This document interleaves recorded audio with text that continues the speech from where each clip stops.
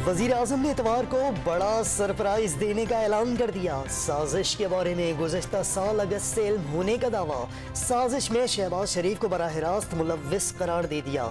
खत पर खामोशी का सबब OIC इजलास करार। मेरी जान को खतरा है, सीनियर सहाफ़ियों से मुलाकात में गुफ्तगू।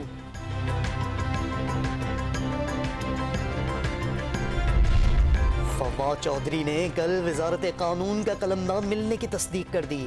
वजीर बनते ही शहबाज शरीफ की जमानत मनसूख कराने के लिए अदालत जाने का ऐलान।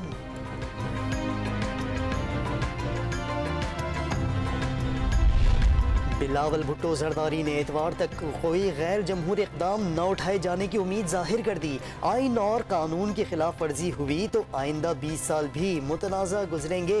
प्रेस कॉन्फ्रेंस से खिताब। अपोजिशन लीडर शहबाज शरीफ ने धमकी आमेज खत वजीर आजम का सियासी हथकंडा करार दे दिया। खत मिलने के बाद 3 हफ्ते खामोश क्यों रहे?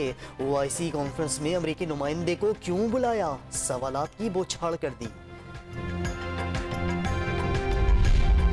और तहरीक इंसाफ ने मुनारिफ अरकान असम्बली के खिलाफ रेफरेंस तैयार कर लिए। रेफरेंस के साथ हॉर्स ट्रेडिंग के सबूत भी स्पीकर को भेजे जाएंगे।